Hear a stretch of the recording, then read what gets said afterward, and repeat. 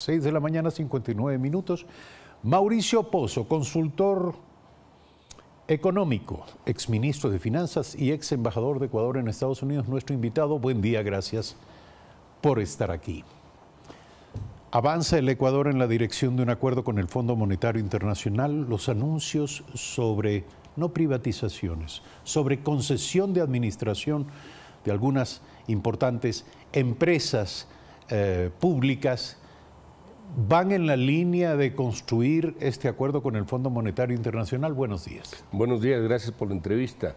Bueno, el país requiere un acuerdo internacional, el país necesita un convenio con el Fondo Monetario Internacional y con los multilaterales para que esto le permita dar una señal de confianza a los mercados, le facilite al país, por ejemplo, el replanteo de la deuda pública en condiciones más adecuadas que las que tiene este momento, le provea de financiamiento barato, porque requiere de recursos del país, todavía necesita de más deuda, pero en condiciones mejores que las actuales, y sobre esa base dar una señal que baje el riesgo y facilite también la inversión extranjera. Pero parece que todo es ganar en un acuerdo con el Fondo Monetario Internacional. Sin embargo, eso tiene un precio. Bueno, el país con fondo monetario o sin fondo monetario tiene que ordenarse. Tiene que sanear las finanzas públicas, tiene que fortalecer el sector externo, tiene que fortalecer las reservas internacionales. El sector monetario requiere liquidez y bajar el costo de producción para que el país pueda competir y crecer. Todo eso tiene que hacer. La diferencia está en que si no tenemos el acuerdo, no tenemos esa señal internacional, ni tampoco tenemos la liquidez necesaria para poder avanzar. Y eso es importante. Los costos que puede tener el acuerdo son costos que igual tiene que absorber el país. No puede seguir en una situación donde la obesidad estatal se mantenga como está, con los déficits fiscales que se han acumulado a lo largo de los años. Tampoco se puede seguir avanzando. El endeudamiento creciente en condiciones inadecuadas también es insostenible. Es decir, de una u otra forma se requieren tomar decisiones, de acciones, pero como explico, ese acuerdo le va a permitir una señal internacional que sin ese acuerdo, no se va a poder otorgar. ¿Qué tipo de inyección financiera recibiría el país como resultado de un acuerdo con el Fondo Monetario Internacional y con qué objetivos? Estamos hablando de un crédito que servirá para una transformación de la economía del país y salir del aprieto constante que representa un déficit fiscal imposible de cubrir. Bueno, hay varias lecturas que se puede hacer sobre esto. En primer lugar, no es solamente recursos provenientes del Fondo Monetario, son recursos provenientes del Fondo y lo que esto implica en recursos adicionales del Banco Mundial, del BID, de la CAF. Es decir, no es solamente el Fondo. ¿Para qué se usa esto? ¿Cómo vienen estos recursos? En primer lugar, esto fortalece las reservas internacionales y a través de esto el país tiene capacidad de reemplazar deuda cara por deuda barata en condiciones de plazos más largos y tasas de interés menores. Le permite asimismo ponerse al día con todos los atrasos que tiene en el tema fiscal. Tiene atrasos con proveedores del Estado, contratistas, constructores, etcétera. Lo de fondo es que con una mayor cantidad de reservas internacionales, la señal que se da afuera le va a permitir obtener nuevo financiamiento mucho más barato. Y eso el Ecuador necesita este momento. Obviamente esto no está exento de cierto tipo de requisitos adicionales a cumplir. Hay leyes que van a tener que enviarse a la Asamblea para su aprobación. Por ejemplo, una ley que modernice el sector laboral. ¿Qué más? Tiene que sanear la situación de la seguridad social, que es un tema que no se ha topado todavía. Probablemente vamos a tener que tomar decisiones arancelarias. El nivel arancelario en el Ecuador es más o menos del 12%, es del doble de lo que tiene Colombia y Perú, y por lo tanto competir con ellos en los mercados externos se nos complica. Es decir, hay una serie de acciones. Pero ¿para qué firmar acuerdos comerciales si el Ecuador va a tener que bajar sus aranceles como resultado simplemente de la aplicación de recomendaciones del Fondo Monetario? Yo le diría que sin el Fondo Monetario también tiene que bajar aranceles, porque eso es un costo de producción excesivamente elevado para que el país pueda competir. Ahora, ¿cuál va a ser el impacto de una medida como esa en el aparato productivo? Tomando en cuenta que hay muchas empresas ecuatorianas y que la mayoría de los actores económicos del país pertenece a esta llamada economía popular y solidaria, MIPYMES, micro, pequeñas y medianas empresas, que obviamente en muchos casos no están en condiciones de competir de igual a igual con la oferta internacional. No, yo creo que ese es un tema superado, es una discusión que en la práctica ha demostrado que eso no es así. El sector empresarial pequeño y grande se basa sobre decisiones que le den credibilidad a la inversión. El inversionista pequeño que requiere financiamiento para su operación lo va a poder obtener si el clima de confianza, por ejemplo, el sistema financiero es mejor.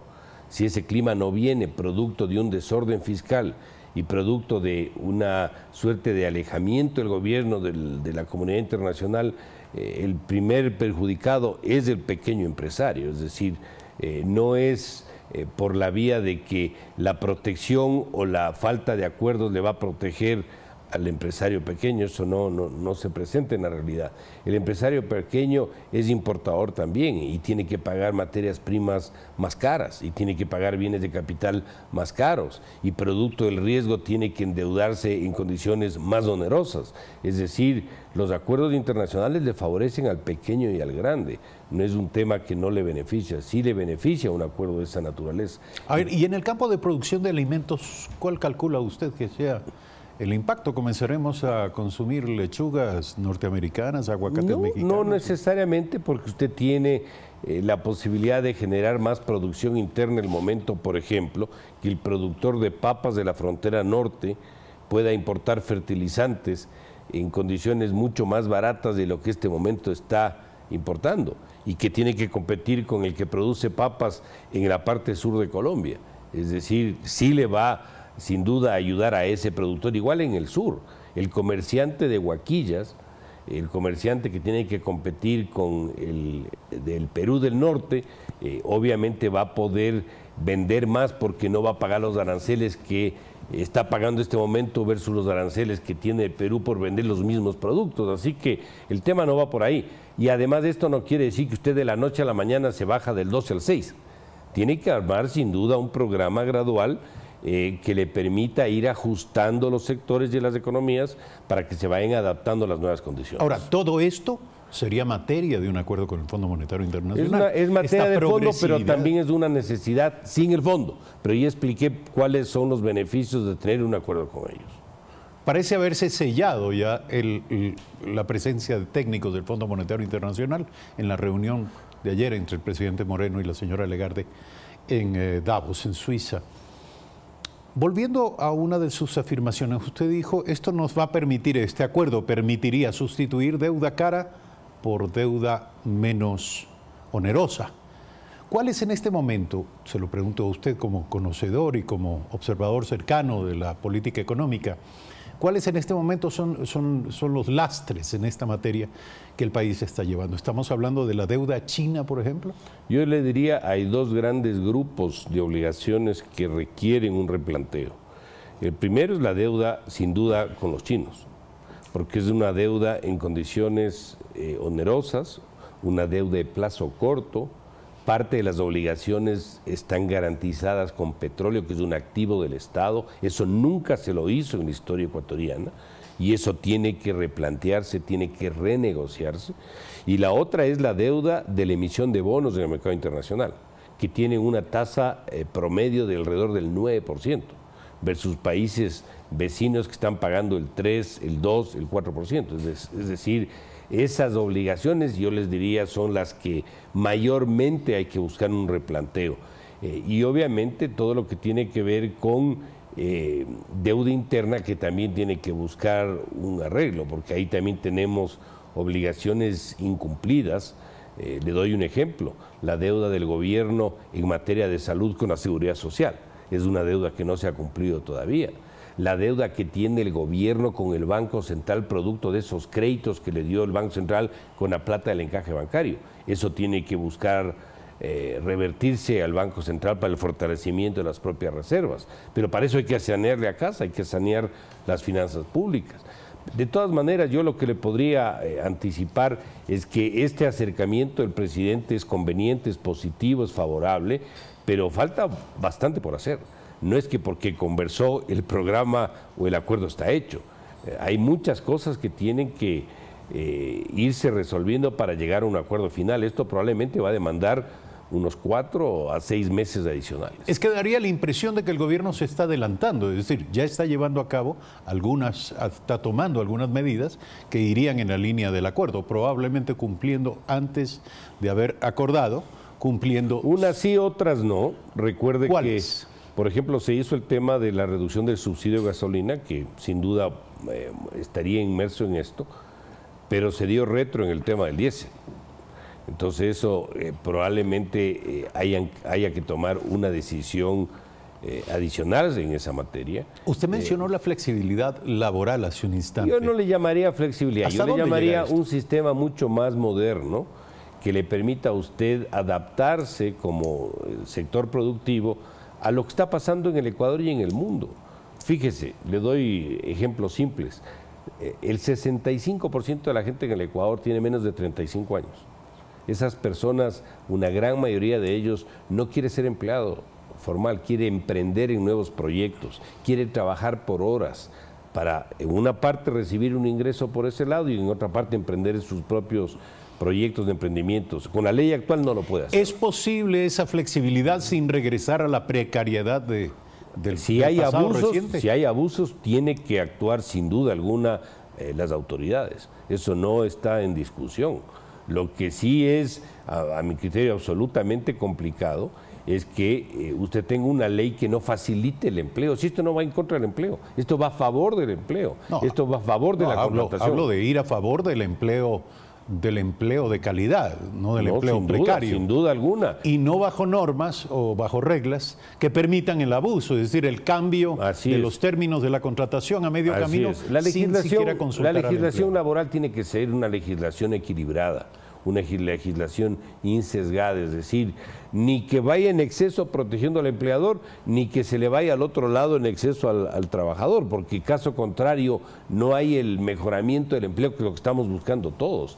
7 de la mañana, 11 minutos, permítame, economista Mauricio Pozo, pedirle consulta sobre un último tema que tiene que ver con lo que se está discutiendo en este momento, el tema de las concesiones de administración de algunas de las principales empresas públicas, el caso de CNT. ¿Esto sería parte también de una cierta cartilla de tareas a cumplir de cara a un acuerdo con el fondo? El principal objetivo que tiene que perseguir el gobierno es redefinir cuál es el rol del Estado. Si el Estado va a seguir siendo un actor de mercado, un empresario público en este caso, donde esté presente en compañías de aviación, en venta de gasolina, en empresa farmacéutica, importación, o en este caso en telecomunicaciones, ese es un tema. Si el Estado está para dar salud, educación, seguridad, justicia, ese es otro tema.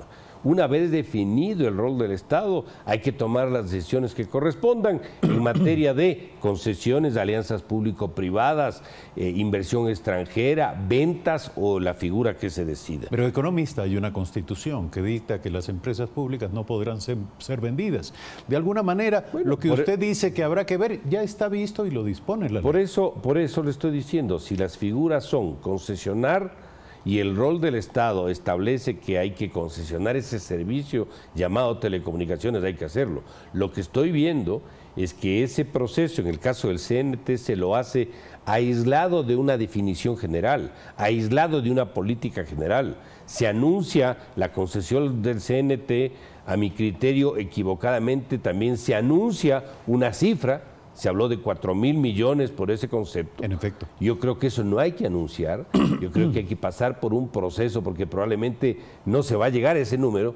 Y cuando no se llegue van a empezar las críticas de que se dijo un número y después sale otro número. Eso no se lo dice normalmente, pero bueno, ya se lo hizo. Pero lamentablemente le veo como una pieza aislada, no forma parte de esa definición que tiene que tener el gobierno de cuál debe ser el rol del Estado en telecomunicaciones, en venta de derivados y en todas las áreas que tiene que decidir.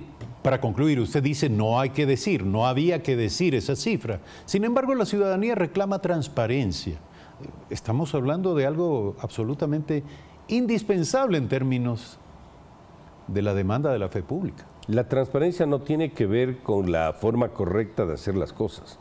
La forma correcta es que usted, por ejemplo, delegue lo que ya se hizo y se dijo, mejor dicho, que era el BID el que se iba a encargar de estos procesos, para que el BID arme los paquetes, vea cuáles son las empresas eventualmente interesadas en entrar en un proceso de concesión en áreas distintas, una de ellas las telecomunicaciones, y sobre esa base muestre las cifras que está buscando alcanzar el gobierno.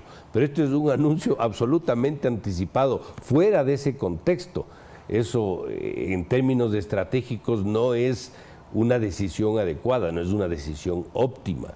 Por eso, repito, la transparencia es un tema donde usted muestre todos los libros abiertos, pero en base a un proceso, pues, en base a una política general, no como un tema aislado. Esto lo que le demuestra en términos prácticos es que sin duda alguna hay una desesperación por conseguir plata a como dé lugar. Y eso puede dar lugar a que se tomen decisiones equivocadas. Por eso es que hay que ordenar la casa primero en una estrategia general para que estas decisiones den un mejor asidero. 7:15 minutos, el criterio de Mauricio Pozo, consultor, ex ministro de Finanzas, ex embajador de Ecuador en Estados Unidos. Gracias nuevamente por aceptar esta invitación. Vamos a hacer un brevísimo corte. Cuando regresemos estaremos hablando aquí con Javier Castro, abogado de Tamar Verduga, ex esposo del señor Tomislav Topic. Él replicará las declaraciones de Eduardo Franco Lor, procurador judicial del ex vicepresidente Jorge Glass.